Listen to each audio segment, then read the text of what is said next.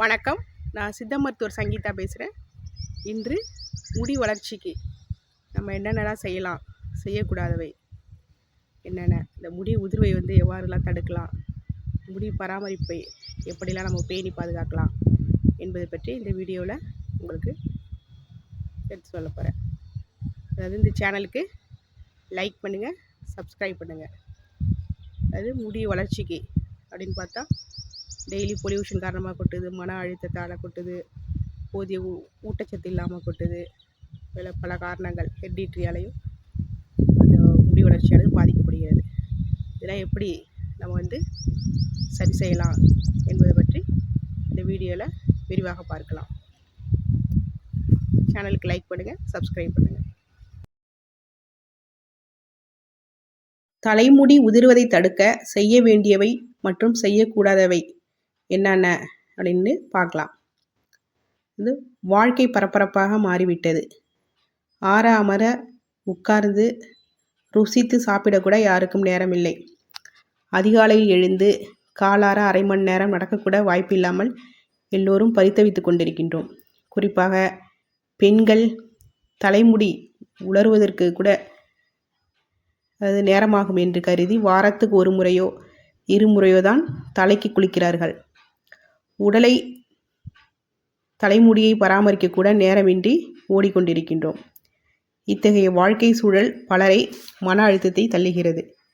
மன அழுத்தம் பல்வேறு நோய்களுக்கு காரணமாக அமைகின்றது.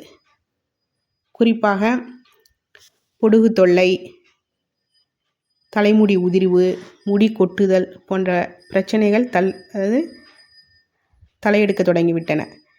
தலைமுடிதான் ஒரு மனிதனின் ஆளுமை அழகை தீர்மானிக்கின்றது. ஆனால் முடி கொட்டி அதுவே பலரை தாழ்வு மனப்பான்மைக்கு தள்ளிவிடுகிறது. முடி வளர்ச்சி குறைபாடுகளுக்கு சரியான உணவு பழக்கமும் இல்லாததும் ஒரு முக்கிய காரணமாக அமைகிறது. நாம் உண்ணும் உணவில் இரும்பு, புரதம், துத்தநாகம் போன்ற சத்துக்கள் இருக்க வேண்டியது அவசியம். ஆனால் நாம் இத்தகைய சத்து நிறைந்த உணவை உட்கொள்கின்றோமா என்பது சந்தேகமே. நாம் சாப்பிடும் உணவுகளில் போதிய புரதச்சத்து இல்லாததால் முடி வளர்ச்சி குறைபாடு ஏற்படுகின்றது. கர்ப்ப காலத்தில் குழந்தை பேற்றுக்கு பிறகும் பெண்கள் பலருக்கு முடி கொட்டுகிறது அதிகரிக்கின்றது. அதனால் கர்ப்ப காலத்துக்கு பிறகு பெண்கள் ஒரு நல்ல சத்துள்ள உணவுகளை சாப்பிட வேணும். முடி உதிர்வு என்பது இயல்பான ஒன்றாகும். இந்த முடி பிரச்சனைகள் ஹார்மோன்கள் மாற்றங்களாலும் நிகழக்கூடியது. இது சிறிது காலத்துக்கு பிறகு தானாகவே சரியாகிவிடும். இன்றைய பெண்கள் பலர் நீளமான முடி வளர்க்க விரும்புவதில்லை. அப்படியே வளர்த்தாலும் ஹேர் கலரிங், ஸ்ட்ரைட்டனிங் அதெல்லாம் செய்கிறார்கள். சிலர் ஹேர் டை பயன்படுத்துகிறார்கள். இதனால் முடி வளர்ச்சி பாதிக்கப்பட்டு முடி உதிரக்கூடும்.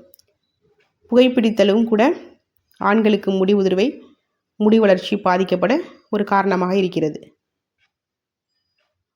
அதுபோல் ஆண்கள் பலருக்கு வழுக்கை அலோபேசியா ஏற்பட இந்த புகைப்பழக்கமும் ஒரு காரணமாக இருக்கிறது. பரம்பரை காரணமாகவும் வழுக்கை ஏற்படலாம். மேலும் பூஞ்சை தொற்று, வட்ட வடிவில் ஏற்படும் புழுவெட்டு, ரிங்வார்ம் இன்ஃபெக்ஷன், ஃபங்கல் இன்ஃபெக்ஷன் போன்றவை சிறு குழந்தை முதல் பெரியவர்கள் வரை அனைவரையும் பாதிக்கக்கூடும். இவற்றிலிருந்து நம்மை காத்துக்கொள்ள வேண்டுமானால் பாய், தலையணை, சீப்பு, டவல் போன்றவற்றை பயன்படுத்துவதில் கவனமாக இருக்க வேண்டும்.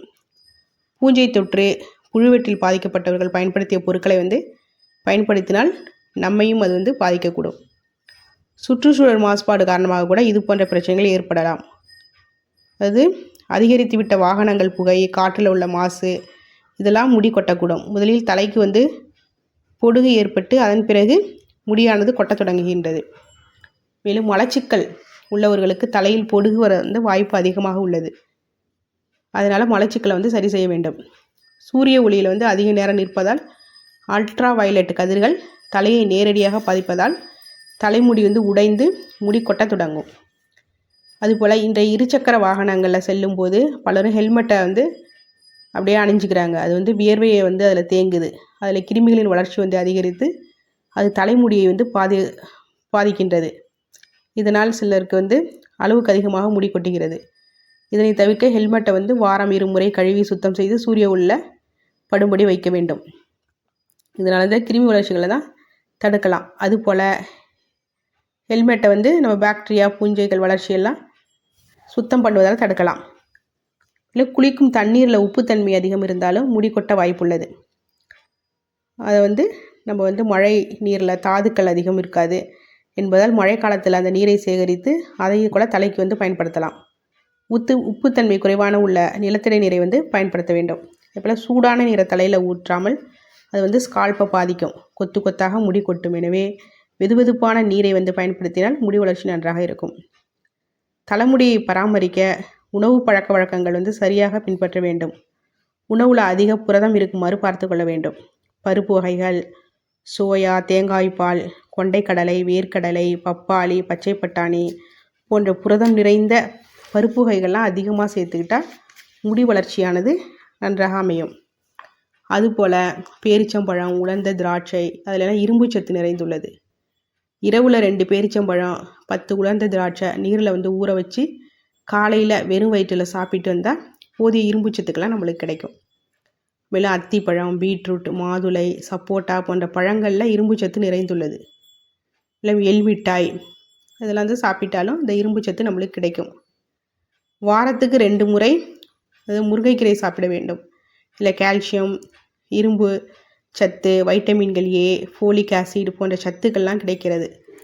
துத்தநாகம், வைட்டமின்கள் இ, ஒமேகா 3 சத்துக்கள் நிறைந்த பாதாம், பிஸ்தா, வால்நட் போன்றவற்றையும் சேர்த்துக்கொள்ளலாம்.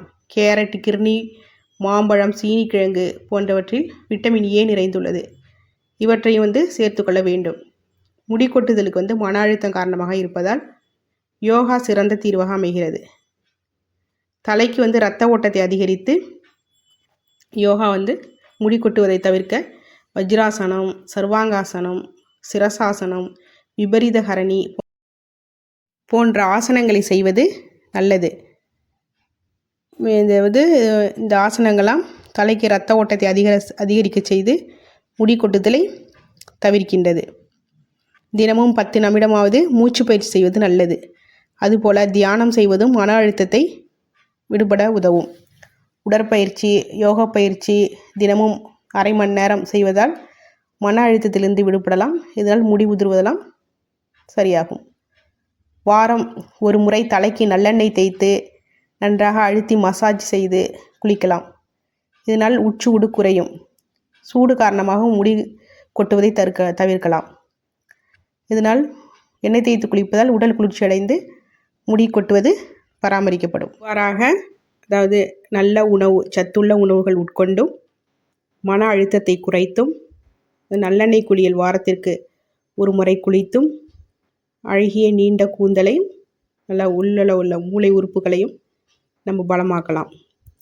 இவ்வாறாக செய்வதால் முடியானது நீண்டு அழகாக வளரும். இத்தகைய குறிப்புகளை பின்பற்றி நீங்களும் உங்கள் கூந்தலை பராமரித்து நன்றாக வளர்ச்சியடைய செய்ய வேண்டும். கூந்தல் வளர்ச்சிக்கு சித்த மருத்துவத்தில் அதிகமான மூலிகை கலந்த எண்ணெய்கள் உள்ளது.